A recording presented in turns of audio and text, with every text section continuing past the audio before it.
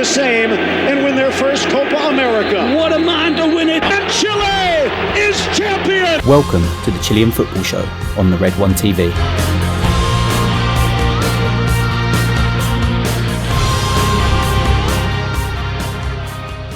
Hello everyone, and thanks for joining us for this third episode now of the Chilean Football Show on the Red One TV. As always, I'm your host, Thomas Neff. We are a one-hour show dedicated to Chilean football in English, where we cover La Roja, Primera División, Chileans abroad, and everything in between. Joining me, as always, is my team. Matias, Grez, joining me from London. Matias, how are you? Hi, Thomas. Good, thanks. How are you? Also in London, Alex. Hi. And we go back to the motherland in Santiago with Nicolas. How you doing, guys? Here we are. Well, very happy because of what happened last weekend with women's football. We'll be talking about that in some minutes, huh? For sure. That topic to go down later on. Fortunately, our team member Daniel couldn't be with us, but this is the panel behind the scenes, as always. Hernan doing the post-production. First things off, just to get it right off the gate, the big three. They're going through a difference. Each club is going through something different. You can argue that one is is going to win the title. The other one is going to be relegated. I mean, one is in between those two and just got a new coach. So without further delay, let's talk about the successful one. Universidad Catolica. Nicolas said it in the last episodes. They're pretty much running away with the title without any problems. They have so much depth. Even their backup left back, strikers, midfielders, defenders, center backs, they have so much depth, and they have such a lead on the other clubs because they have a good sporting project. And I want to take it to you, Nicolas, if you can start us off as to why Universidad Catolica is doing so well and is in first place. Well, the work that Catolica has been doing, it's been a long of years, Jose Maria Buljubacic, who is the coordinator of what it takes to bring players to the club and all of that, which is the sportive project, which he's in charge. He has been the man behind all the success with along other people too, but he is the man. Catolica has signed good players without using many money. They have very, very good basic forces. I mean, the childs in Catolica are very good players. They have been always the best in Chile in those terms. So this is not a surprise. They have been winning the last two championships. This could be the third in a row. But now in the championship, it's true that Unión Española and Unión La Calera are there too in the table. They have 36 points along with Catolica, but Catolica needs they have to play one more game that was interrupted because of a shutdown with the light in the Curicó Stadium, La Granja. It finished, we could say that, with Curicó winning 2-0 and with penalty in favor of Catolica, and that match has to be played this week, and they have all the second half to finish it. So Catolica could step away with 3 more points, with 39 ahead of La Calera and Unión Española, but it all depends on that match that is there with Curicó that has to be played. So if it is for that and they win that match, they will be there alone in the first place of the table.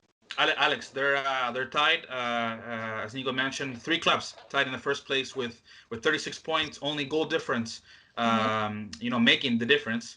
Can Catolica hold on and become champions of El Torneo Nacional? Well, I think we're all convinced that they're already crowned champions. The way they've been playing, the way they've been holding themselves. But it is interesting that they are such a great club at the moment. But then, as you say, Unión La Calera and Unión Española are trailing right behind them. So although they are good, they're not invincible, and it's still possible for Unión La Calera and Unión Española to catch up. But at the moment, I just don't see them dropping points against Curicó. I think they're gonna go ahead and get the 3-point lead. But I mean, big props to Calera and Española. I mean, they've been growing their clubs as well, just like Catolica have been. But yeah, I don't see anyone else but Catolica winning that title right now. How about you, Matias? Do you think it's as close as it really is, or you think now with the last couple of games, one club or another having a more tougher or / easier schedule? I think it's kind of somewhere in between. I mean, obviously, on paper and on the pitch, we've seen that Catolica have by far the best team and also by far the best strength in depth with relation to the squad. They've got a great blend of very experienced national team players and an exciting group of young players as well. But obviously, as Nico said, that game that they have to play that was cancelled because of floodlight failure against Curicó, obviously, that has thrown off their schedule completely. At the moment, they have 2 games in hand in the table. Technically, it's sort of a game and a half in hand, but in that half a game, they're 2 goals down and with a penalty. But there's no guarantees they're going to win that game. And then you look at how that match throws off a schedule. I think it gives them 3 games or 2.5 games in the space of a week. And you never know what that could do to a team. Fatigue could creep in, playing football on the continent in grueling matches, traveling around South America. And it's not I don't think it's quite a foregone conclusion just yet. If they can get out of this period of back-to-back matches with almost full points, I think then we could probably say they're well on their way to getting one hand on the trophy. Now, Universidad de Chile, they're having through a different process. Currently in 5th place right now in the Primera División, struggling. A lot of critiques right now for the team and everyone involved in the plantel, in the squad. But several reports suggest that they have a new coach and therefore would be releasing Hernan Caputo from the job. Nicolas, you are a reporter for Universidad de Chile. Would you think this is a good move, or do you think maybe the patience on Caputo is no longer there from the directive? Well, what happened with Caputo was supposed to happen a lot of time ago. We know he went to the club to be in charge of a process with the young football, not with the first team. So what happened there is that Alfredo Arias, which was our manager last year, he had a very bad, let's say, percentage in rendimiento. I don't know how to say it in the club. Performance. Performance. So he went out. He was kicked off, and Caputo went in. So this didn't start that good. That was known by everyone. So it just finished as it was supposed to be. Now Martin Lozarte appears in the first line of the options. He's supposed to be ready. But what happened with Martin Lozarte is that when he went out of Universidad de Chile, he was a champion. He was the last champion, last manager with the club. So he went out because Becachese was coming to the club. Becachese, which was the former help of Sampaoli, and he didn't have a good performance too. So Lozarte went out in those terms when Becachese went negotiating with the club when he was at the job, still at the job. So he doesn't want to make the same that they did to him. He already spoke to Carlos Heller, which said that, all right, is everything all right, that he can be back. Martin Lozarte accepted those apologies. So he is now just at one sign, we could say, to be the next manager of Universidad de Chile. What is happening is that in Uruguay, the issues of coronavirus, I mean, police and airport people, they have very good protocols and plans to to fight back the coronavirus. So it's not as easy as it seems for Lozarte to come to Chile. You know that when he comes, he needs to do a quarantine too. So it depends on what happens on that the day that he is already here for being the manager of Universidad de Chile. But for sure, he is the man. He is going to be the next manager for La U. Perfect. Thank you, Nico. Matias, Lozarte has had success in the Primera División, doing quite well. Is he the guy that you would, obviously considering, it is the Chilean league, and considering, other clubs in South America have bigger budgets and whatnot, maybe more appealing right now, as Nico said, Uruguay right now dealing with the situation better in terms of coronavirus. Is Lozarte sort of like the savior in this situation? Well, I think that's certainly what the fans and what the club are hoping. And there's sort of, I mean, like you said, the last champion there, the most successful manager at the club since São Paulo left, and that word you said, savior, kind of sums it up a bit. They're kind of hoping for a miracle and counting on this coach, who, don't get me wrong, is a very good coach, has a good track record, is going to perform and get the most out of the team like he did last time there. But there's also sort of an element of I guess you would say romance involved in that, looking back on a previous relationship that you held dearly, and that was successful for both parties. But obviously it's a cliche, time will tell. I mean, he's not going to be a quick fix. He's a good manager, he's had good history there, but there are a lot of issues there, structural issues with the makeup of the team and the squad. They've been in a funk for a while now, and have sort of, I mean, from where they were a year or two ago, have certainly progressed. But I mean, I wouldn't say fans hoping for him to bring a magic wand and immediately make that team better. I don't think that's going to happen. Alex, some people, a lot of even fans and some reporters would even say that Lozarte should have never left Universidad de Chile. Since the time that he was there to the time now, quite a couple of years have passed. And, he can only do so much, as Matias mentioned. It's not him, it's the players, he's the project, really, that he has in front of him. Can he succeed?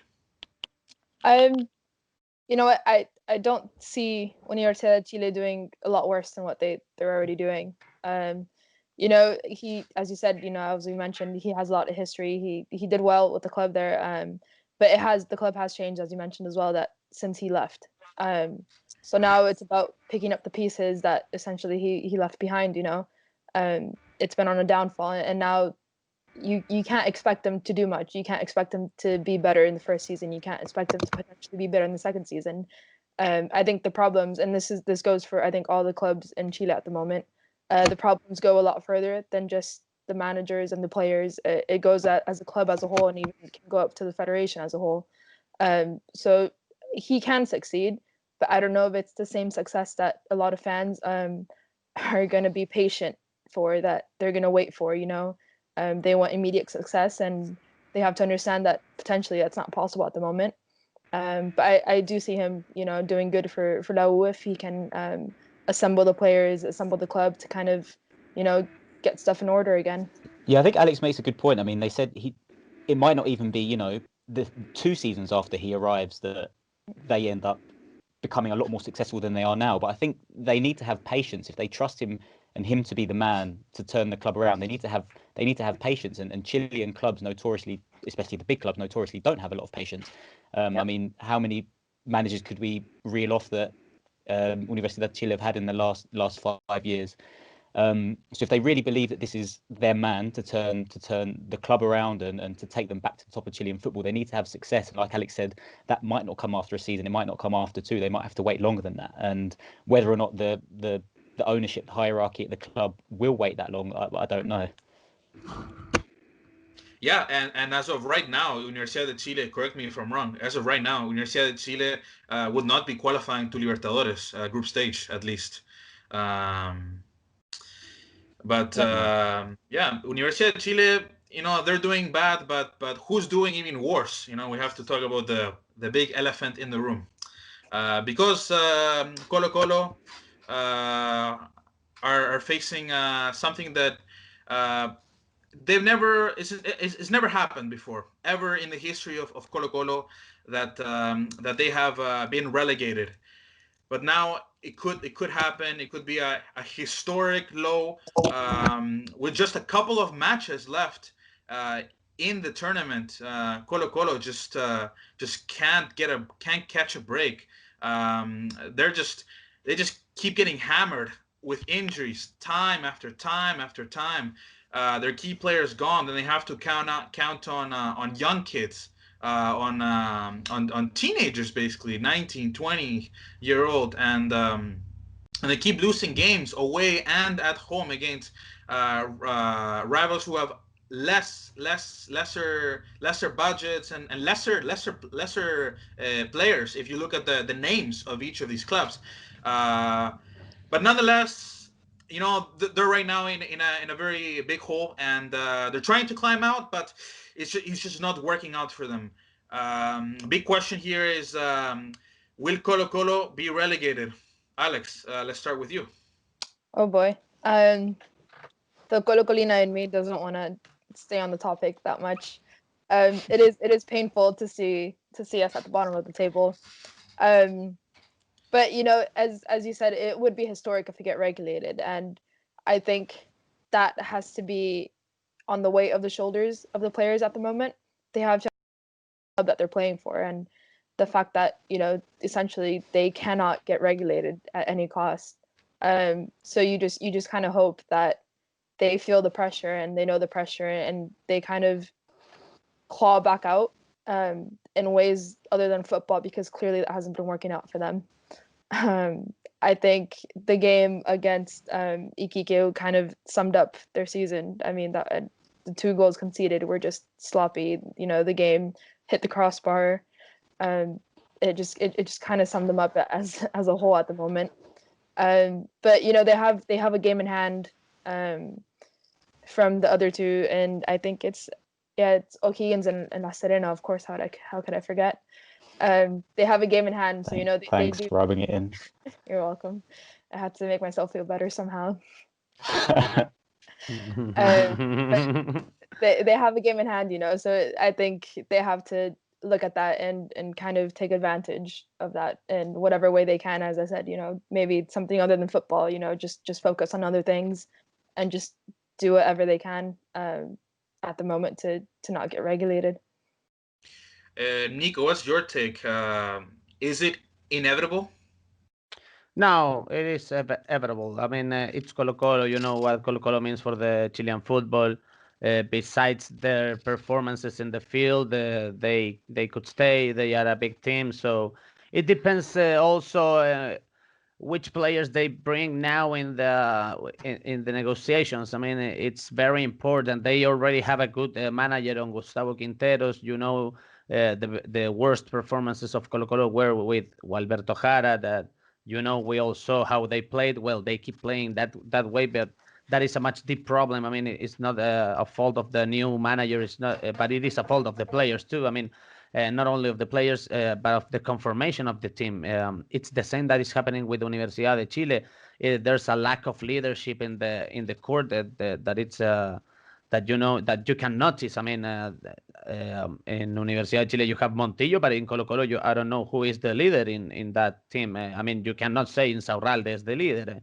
There is not another player that has like the flag of Colo Colo, which is identified with the club. I mean, it doesn't exist. So for me, that is important. So it's a big step for Colo Colo that is bringing young players like Luciano Arriagada, who is like 18 years old. I mean, I guess. So that's a good step. Universidad de Chile did the same with Simon Contreras. But talking about Colo Colo, the problem is much deeper. It's not just on the field. It's not just about the players. It's not just about the manager.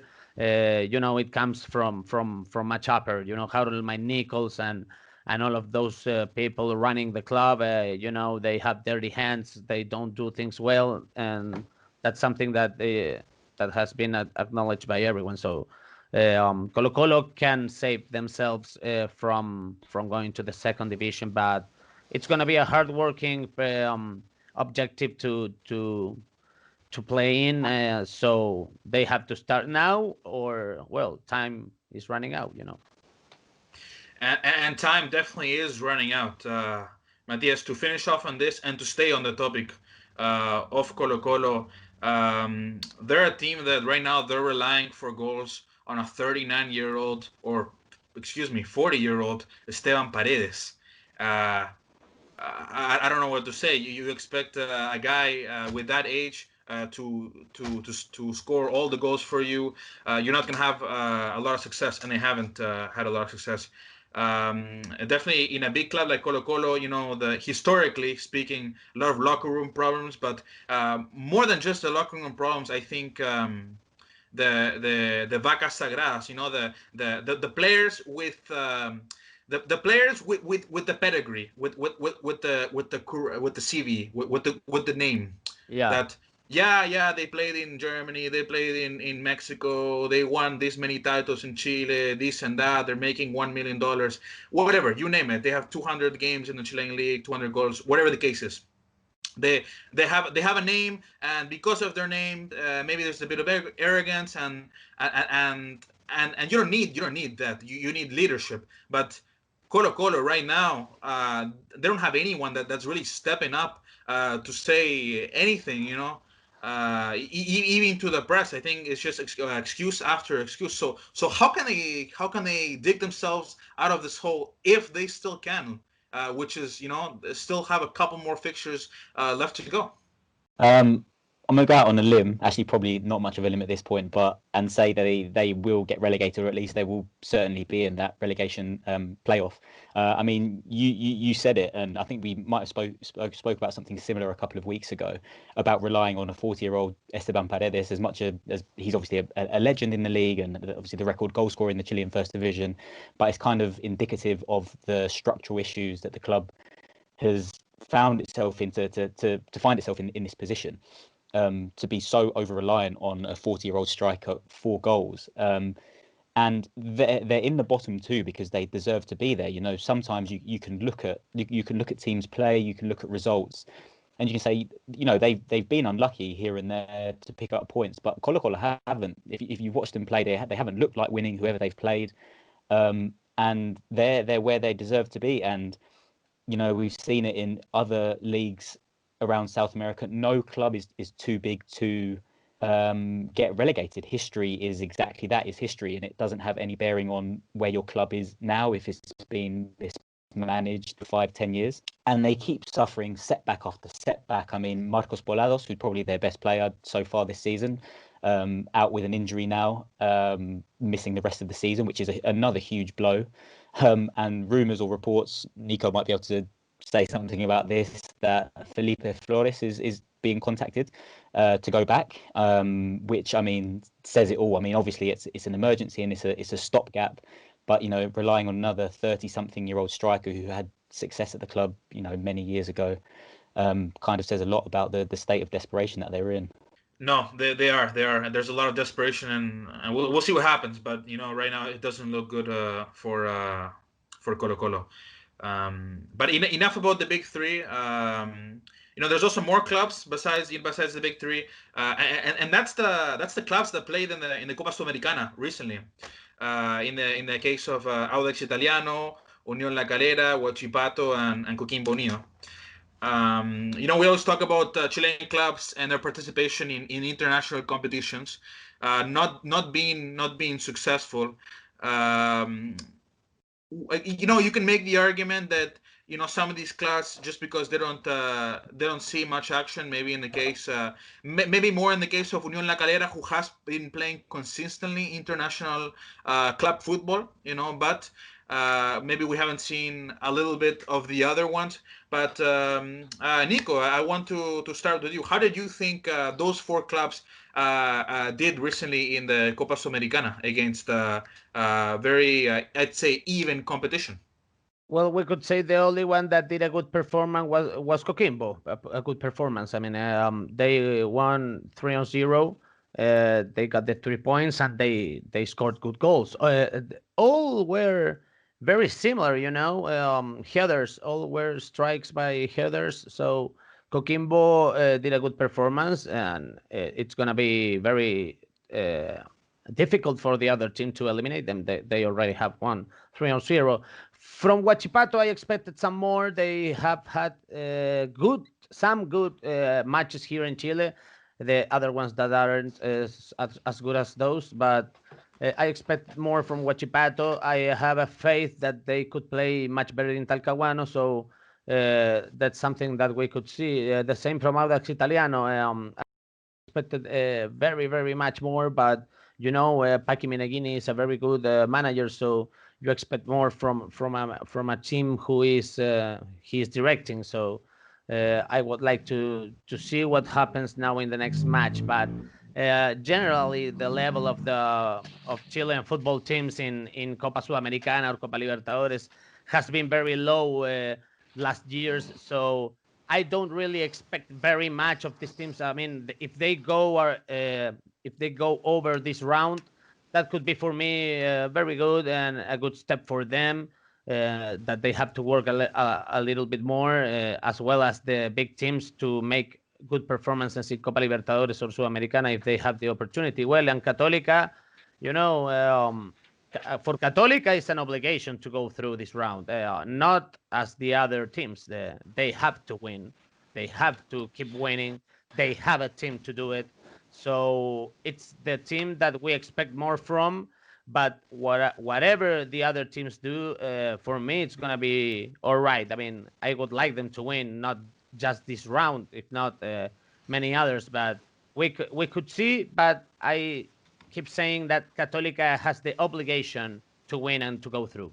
And Alex, speaking about that obligation, the smaller clubs, even though there may not be much expectation on them, to really go through. I mean, the only ones that won were Coquimbo Unido and Audax Italiano. But when they're playing away at these different countries, and especially the clubs, the third place teams that finish in the Copa Libertadores group stage, moving from the Copa Libertadores to the Sudamericana, it definitely brings the level of the competition up. Do you see any of these teams getting through, as Nico mentioned, or really at this point it's whatever happens?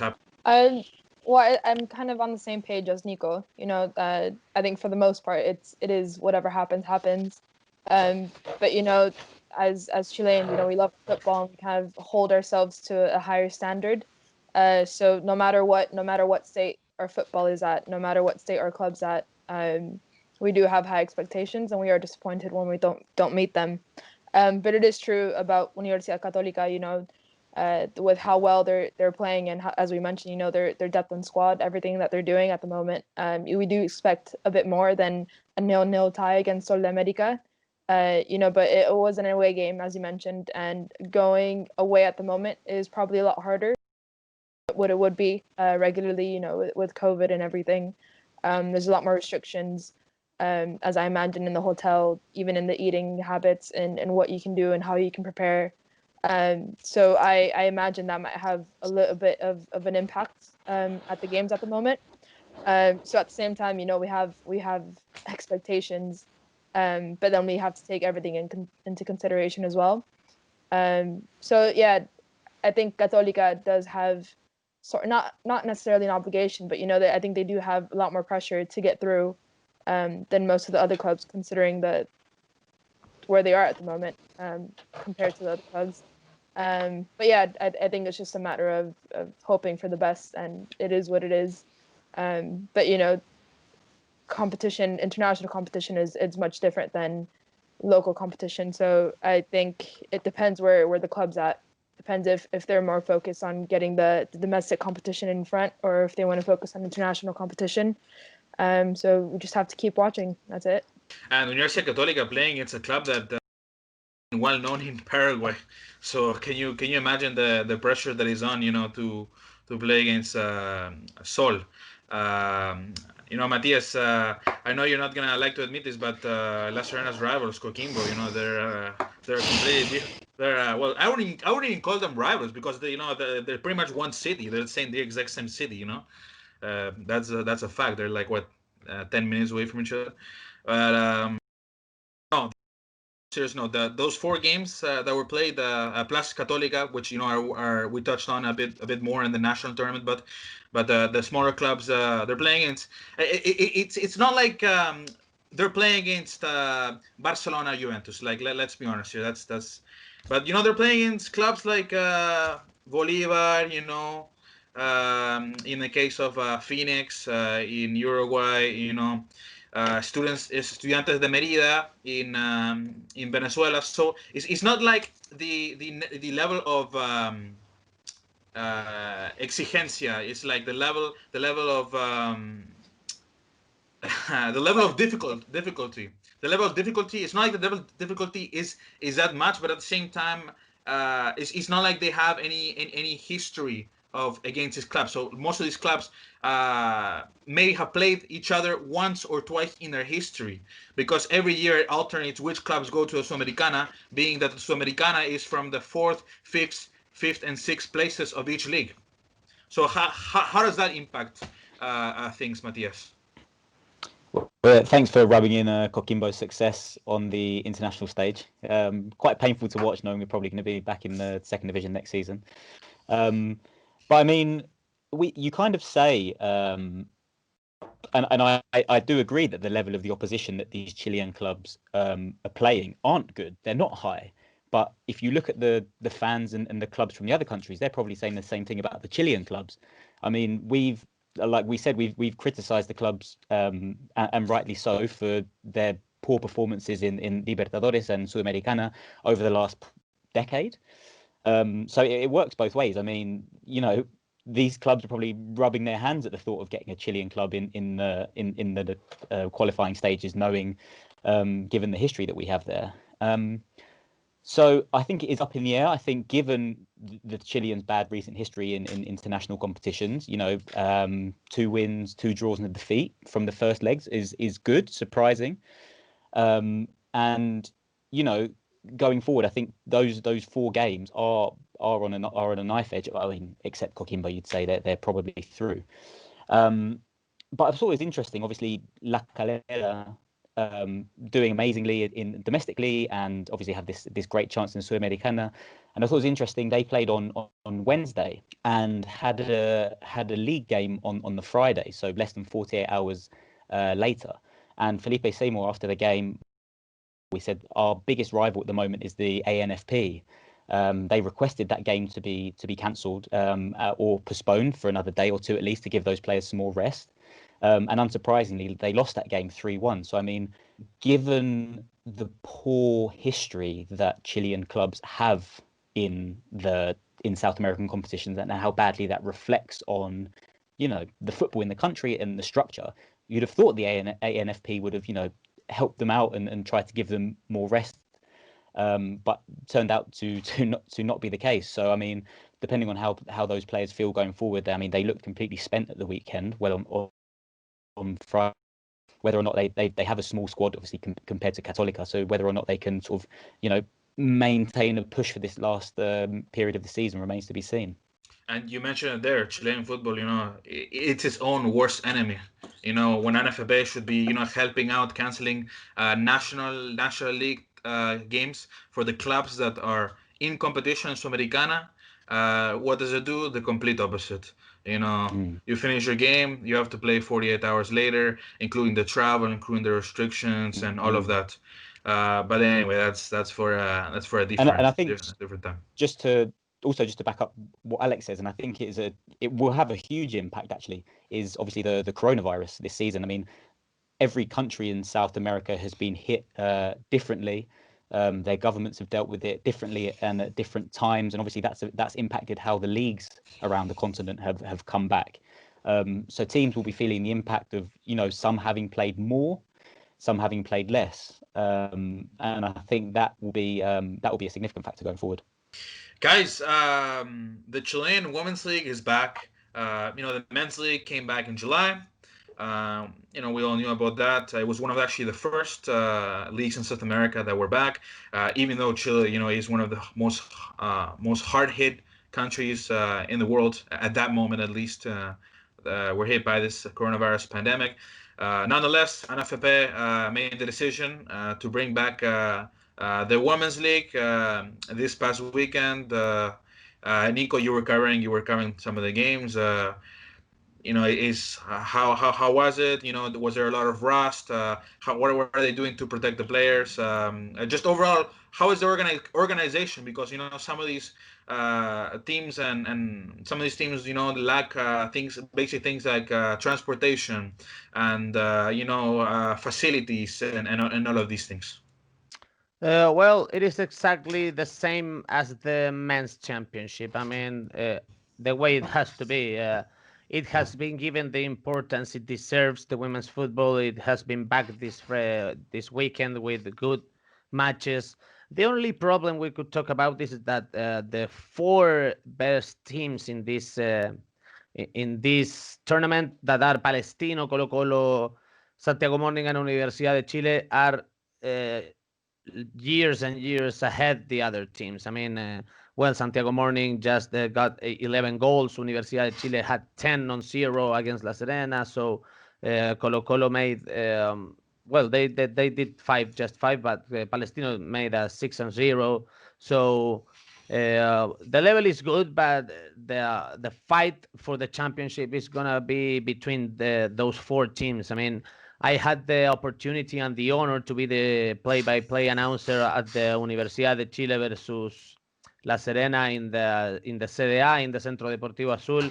It was a nice experience. I mean, we had a lot of visualizations from people in Facebook and YouTube, and that is very good for the girls, very good for the team. They are happy with that. I had the opportunity to talk with them, so they are very happy that we are broadcasting their matches. So we hope that keeps that way, and we continue doing it. And talking about what football was, Universidad de Chile played a very good match. It was a football symphony, as we could say. I mean, 3, 5, and 2. Those were the lines: 3 defenders, 5 midfielders, and 2 strikers. Very close to the midfield line. Attacking the other team. They did a lot of pressure there. So words of manager Carlos Vélez were truth. He talked last week in press conference. He said they had a team that was looking forward just to be a champion. They want the Copa Libertadores too. They want to go to the Copa Libertadores first, but they want to win the championship here in Chile. They signed very good players for that. I mean, 4 players that played in the World Cup in France are now playing in Universidad de Chile, which are Carla Guerrero, Daniela Zamora, Yael Oviedo, and Fernanda Pinilla. It's a very good team. They have very good players. So Universidad de Chile has a good way to say they want to be champions. So we're gonna see what happens next week. They're playing with Fernández Vial in Concepción. That's the second match. I don't think we're gonna be able to broadcast that match because there are just the home teams which are bringing the signal of these matches. But we hope to be at the next one in the CDA, and we are very happy for the comeback of the women's football here in Chile. Alex, you have some connections in the Chilean women's game. What did you hear from this past weekend with the action returning? Well, I haven't really spoken to anyone after the game. As you mentioned, I played with Santiago Morning in 2017. Things have changed a lot since then. It's been 3 years, and the evolution of women's football in Chile has been outstanding. It was in 2018, first professional contracts. But as Nico mentioned, it is Santiago Morning, Universidad de Chile, Colo Colo, and arguably Palestino can be put in that as well, is that they're the clubs that are backing their women's teams more than anyone else. And yeah, you can see that in the results, Santiago Morning bagging 11, Universidad de Chile 10. And to be fair, it's nothing against Chile in general. You see that in women's football everywhere. In the WSL, you have Arsenal, Chelsea, Man City, who haven't been touched in the past 5 years. They've been rotating the top 3 spots between them. In Germany, it's Wolfsburg. In France, it's Lyon and PSG. So it's nothing against Chilean football in general, but yeah, there is that gap between those top 3-4 teams in Chile and everyone else. But it's great to see women's football back. It took a while, a lot more than probably would have been expected.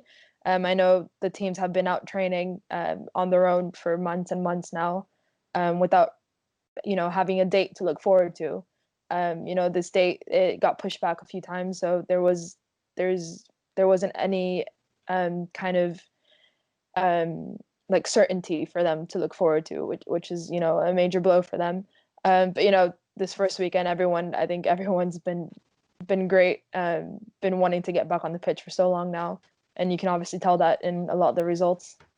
But yeah, it's nice to see it back, and I'm looking forward to watching a lot more games. But obviously, I'm a bit more inclined, even though I am a Colo fan in the men's, Santiago Morning has my heart, and I don't see anyone taking the crown away from them at the moment. They have about, last time I checked, they have 7 national team players. The Paula Navarro she's arguably the best coach I've ever had in my life. She's an outstanding woman. She'll stand up to the ANFP without any problem, and you won't say no to her. She's carried that team a long way, and they're only getting started. They didn't do that well in the Copa Libertadores, and I think they all felt that. So I only see them getting better at the moment. So that's my opinion on that. Matias, you covered how Chile did in the Women's World Cup in 2019. Many of those players on that squad at the time were actually playing in Chile. It was just before the 2019 Copa America Femenina that, after Chile had such a successful result in that competition and at the World Cup, that was when a lot of players were picked from the Chilean league and signed in clubs like Argentina, Spain, NWSL, and such. But there's still, some that are, in Chile. How important is, this league to be back, to have these players showcase themselves, and most importantly for the Chilean women's team, from the Chilean women's national team. I mean, it is vitally important. I think we spoke maybe the first episode. The ANFP moved heaven and earth at the height of one of the worst hit countries by this pandemic to get the men's league back underway as soon as possible.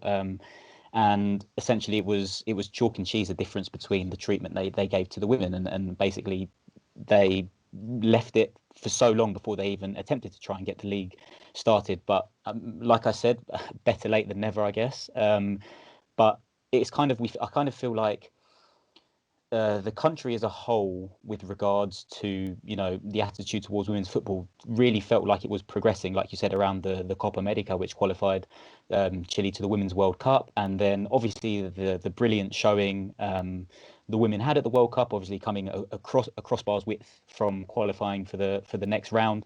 It really felt there was like a genuine enthusiasm in the country for women's football. And then we get to this first round of fixtures, and there's not a single match that was originally scheduled for any of the national TV channels. And it took a petition from former national team player Iona Rothfeld, who's now playing at Audax Italiano, and the website Revista Futfem. They basically started a movement and eventually managed to convince a TV channel to show, I think it was 3 or 4 matches this weekend. But how depressing after, it really felt that everybody had, media included, and media obviously play a huge part in the growth of women's football in any country, but it really felt as though, the media had really got on board with promoting it. But it's kind of felt, now that the World Cup's over, it's kind of been pushed to the side again, and the media stopped covering it, including the big TV channels. So yeah, I guess in the end, good that some of the games got shown on national TV, but equally a bit of a shame that it took a petition or an organization to kind of really push for that. It should have happened anyway. And it's not just Chile. I think it's all of Latin America. We live in a very reactionary society. Something happens, then we react to it, not the other way around. We prepare and say something before it even happens. I think that's what happens here. And again, it is just, it's not just Chile, but other women's leagues in Latin America have the same exact problem. Guys, we have 15 minutes left here, but not quite. We have obviously the frustrating fixture at the World Cup qualifying, which Chile play against Peru in 2 weeks, but we're not going to talk about the two matches that Chile has, one against Peru. You have to tune in next episode. That's right. That's going to be the next episode. But what I do want to get into now is Chileans abroad. Let's do a quick recap with the time that we do have left. How the Chilean players are doing at their clubs. I know we spoke off the record, about Francisco Serralta. The biggest discovery of the Chilean men's team. Somehow he's not being considered at Watford. Matias, what's your take? I mean, this guy could be, our not just our best center back, but the center back of the future. Yeah, very surprised. Probably even more disappointed that he hasn't played. Obviously, those two qualifiers. I mean, in particular, we spoke about against Uruguay. He was brilliant, and like you said, probably the revelation of those two fixtures, given how well he played. If I'm not mistaken, I think for Watford this season, he's played a grand total of 180 minutes, so 2 games, both of those games coming in the League Cup, and he's not even featured in the squad in the league for the past 2 or 3 games. He's not even been on the bench. And if I remember correctly, Watford were reported to have paid around £3 million for him, which, I mean, for a team that's been relegated in the second division, it's not a small amount of money. So that they obviously saw something there. They obviously think that he has potential, but for whatever reason, I'm not entirely sure why. I mean, I'm assuming the scouts would have watched those performances against Uruguay. He's not getting a look in the team at the moment.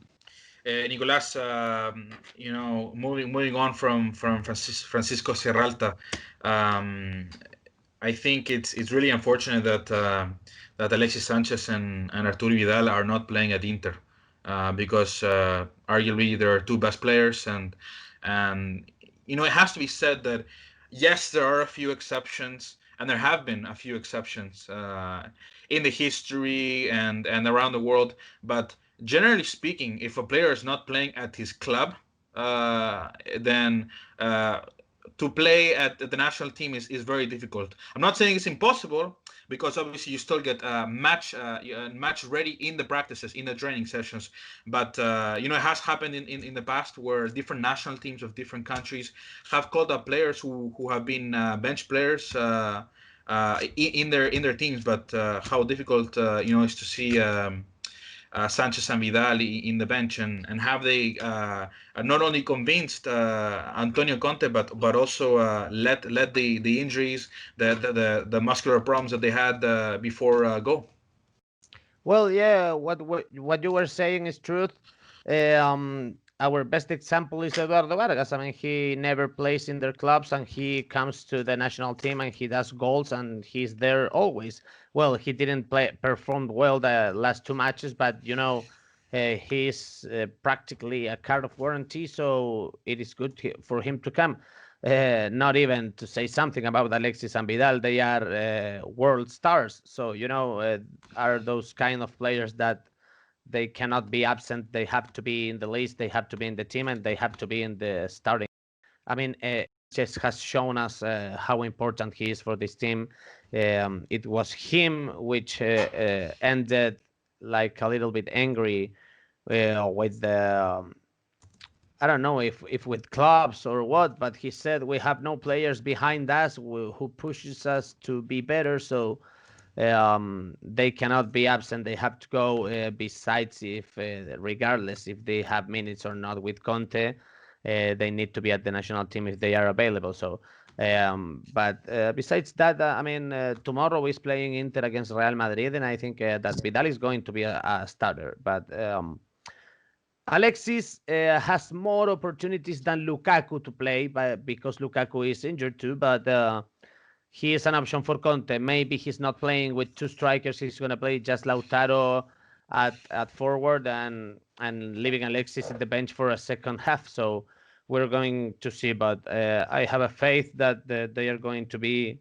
very good weapons for Conte. They're going to be used by the manager, so that gives them minutes, and minutes are good for the national team. So I hope they have a good performance tomorrow. I will always be expecting them to be in the team. And there was, I think there was confirmation earlier today that Lukaku isn't traveling with the team to Spain.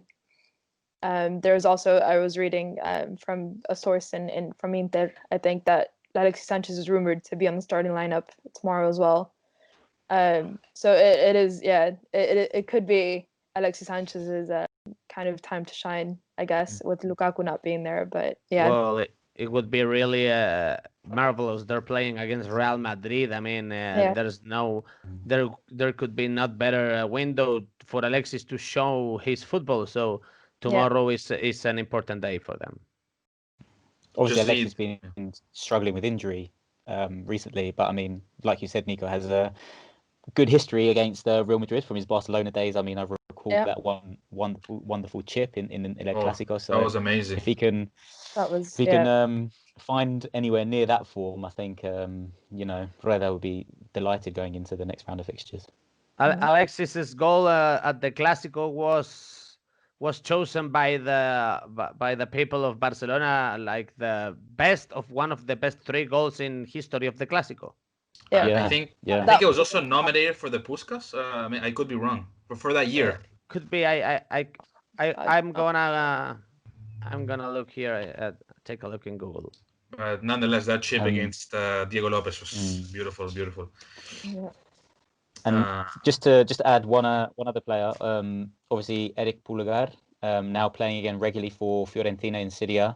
I'm very high on him. I think he is the future, the recambio in the midfield of the national team, and obviously missed out on the last round of World Cup qualifiers with a positive COVID test. He's back now and playing regularly, so that gives me a lot more hope and a lot more optimism with him available in midfield for the next two games.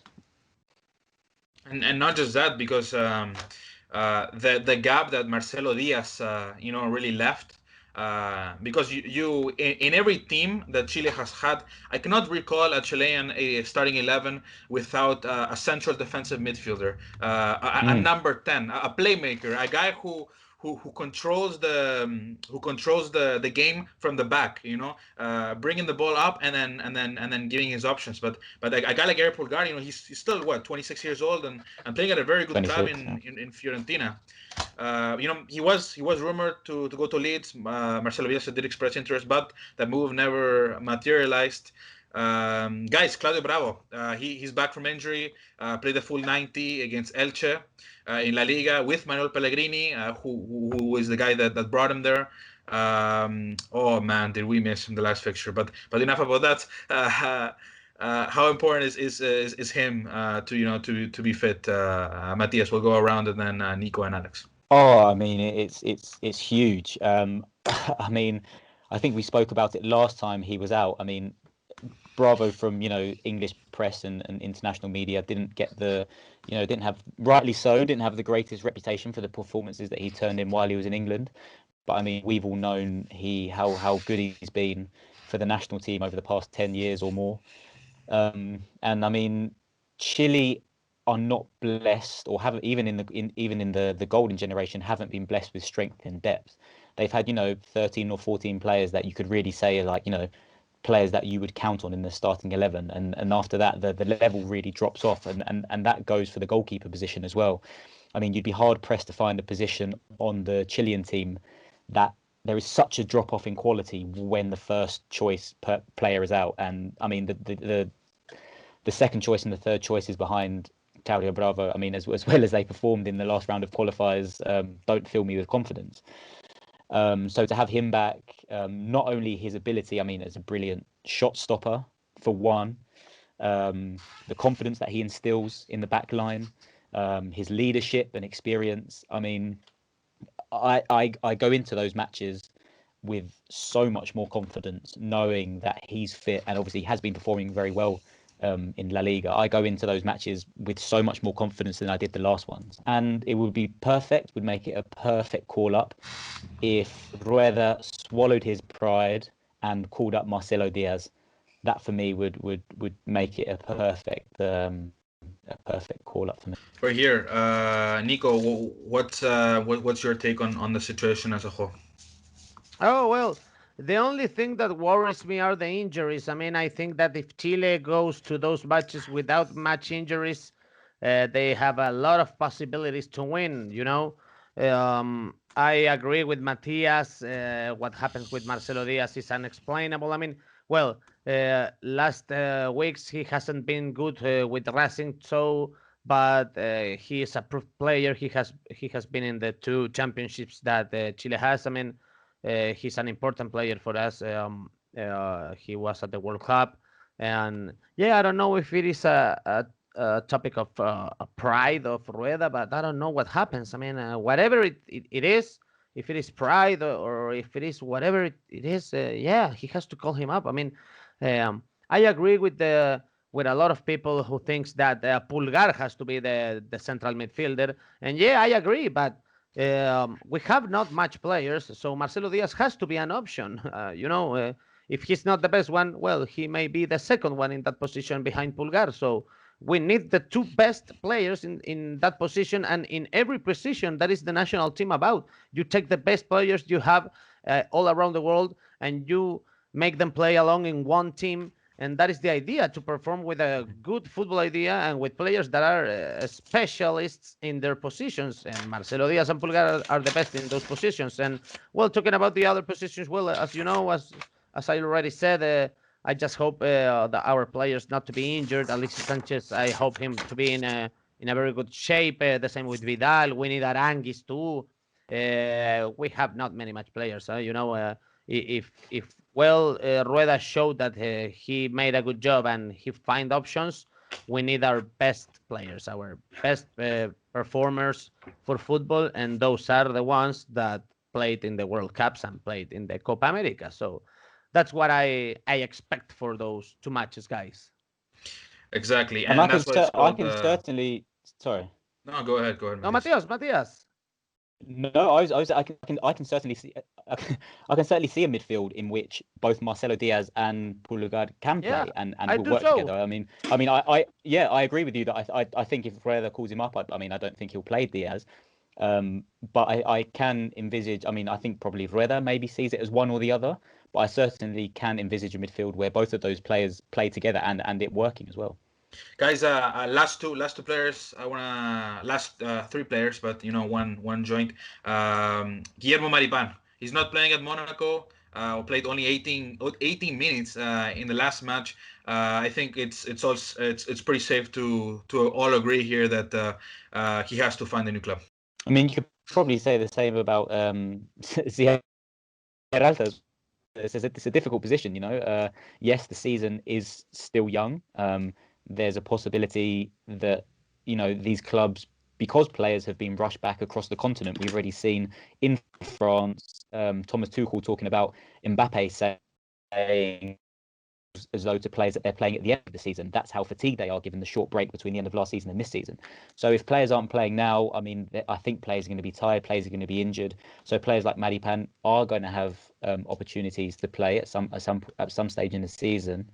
But then, whether or not they take those opportunities that when they come around is another matter. I mean, everybody knows how difficult it is to slot into a starting 11 and perform at a high level when you've been sat on the bench or not even making the squad for several weeks.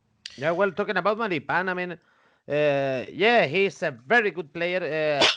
It is hard to understand why he doesn't play at Monaco. He was playing last year and he had good performances, so it is strange. But he answers to what Rueda is looking for in a center back. He's one, I don't know how you say in feet, but 1.93 m, 193 centimeters. I don't know. He is a very tall player. Well, Sierra Alta is just 1 centimeter lower. So that is what the manager is looking for. And Maripan certainly is a good option. And as Matias says, the season is young and he still has the chances to play. But we have not seen that recently. So we hope he plays now. And I think that the defense is the part of the team that has less problems. I mean, there is where we got many players. I mean, there is Gary Medel, there is Maripan, there is Sierra Alta, Vegas. We have a lot of center backs. What we need to care about, and I've been saying this through a lot of years, is about forwards, strikers. We need people who makes goals. Football is about goals, and we have seen that without Alexis and without Vidal, we have no goals. So that is the important thing now to look forward to. And I think, as we said in some episodes before, that Felipe Mora should be the name. Suazo. I just want to add something before the last topic. If Reda doesn't call up a new list of forwards besides Alexis and Vargas, because they automatically have to be there, if he doesn't call up a new list like the number 3, 4, and 5, the man's crazy. You have to call up a new list. If the third, fourth, and fifth forwards that he called up in the last two matches, it didn't work out for you, then you have to call up. You have to look in Mexico. You have to look in MLS. You have to look in Turkey. You have to look in Portugal. You have to look. You have to look around. You can't just, it's the same 5 guys. You have to look. But guys, to finish off on this topic, Matias, do we have an update on Pablo Diaz and Mauricio Isla playing at River Plate and Flamengo? Arguably one of the not one, but definitely one of the most important clubs in South America. I mean, Mauricio Isla, I can't speak as much to Diaz, but Mauricio Isla in particular, since coming back from having coronavirus, has been phenomenal. I mean, I can obviously speak about his performance with the national team. I mean, the team down the right. I mean, you might say he's, only a right back. He's not, a central midfielder position, a position that you would say would naturally have more influence on the game. But you saw his influence on the game. The team down the right looked more solid defensively, but going forward had so much more danger in attack in the Colombia game compared to the Uruguay game, and that was largely thanks to Mauricio Isla. Nico and Alex? I kind of agree with Nico and Matias, specifically on the midfield role. As we mentioned earlier, not earlier, a few episodes ago, Vargas isn't at his prime anymore. He's going to need someone to feed the balls to him. And at the moment, I think the only person that can do that is Alexis Sanchez. They understand each other. Alexis Sanchez is great at just floating the ball in for a striker to get to the end of and just smash into the back of the net. But outside of that, we're not a creative team, really. We're lacking that creativity. And Arturo Vidal in the midfield, he's great, but he's not a creative player. If you look at the way he played in Barcelona, he was the guy that did all the dirty work and then fed the ball to Messi. That was his role. And frankly enough, he was really good at it. I think that's just what we're missing as a whole. And yeah, like Nico said, we are strong defensively. But I want to add to all of our opinions as well that we do need a bit more of international experienced players. In South America and with Copa America and with qualifiers as well. But shall we actually get to the World Cup and we go to the World Cup with these young players that play in Chile? We're gonna get scrambled. When we go up against the likes of Germany, Spain, we don't have enough experienced players. Slaughtered. Is the right word. Yeah, probably. But then going back again to the presence of Claudio Bravo and how important that is. I mean, if you look at his performance against Germany, I mean that was probably the greatest game that we've ever played in recent years, when we managed to beat Germany, and that was probably all thanks to Claudio Bravo. And it's just it's a bit worrying how much we lack, and that we don't have a lot of good things to say about national team at the moment. And if we're barely, getting past South American qualifiers, I can only imagine how we're going to do if we actually get to the World Cup. Well, you know what? I am Gonzalo Fuyu, a journalist here in Chile from the Canal del Fútbol. He wrote on Twitter that his idea that I think is a good idea would be a good idea to go to the next Copa America with just young players. That's his idea, and I think that could be a good one because, as Alex said, we need international players. We need them with more experience, with big matches, with pressure. I mean, with we rounds. Need to find discovery players. I think. In advanced rounds, we need them to know each other. So it's not as horrible as it sounds. I mean, there's gonna be a part of the journalism that is gonna say, "What are you talking about? We need to go to compete." I mean, that is not going to happen if we go with young players. We need to take Alexis. We need to take Vidal. Yeah, no, that's me too. Yeah, that's me too. But it is not. Nice combination. But when I start thinking, I say, well, are we a team that can win that cup? I mean, with all of our team, with all of our players, can we? So if we're not going to play that final to win that cup, I don't think it's a bad idea. Yeah, we take Vidal. Yeah, we take Alexis, obviously Aranguis, but why not? Starters in just one match, not others, and maybe there we could see how it takes and how it goes with the same cup situation. But it sounds like, it's just an option, and the first one that we have there in time. I mean, like a little bit near in time. So yeah. Just throw him into the deep end. And it's actually a really good point, Nicolas, what Gonzalo for you of CDF has said, because Japan played the Copa America 2019 in Brazil with a very young squad, and a lot of players were playing for clubs like Real Madrid's reserve team. One guy was loaned out to Mallorca at that point, and in that time they were playing in the second division of Spain. Like a lot of guys that were playing in the J League, some guys that were being loaned out in clubs like in Holland and Belgium, and a lot of those guys were revelations. If our players for Japan.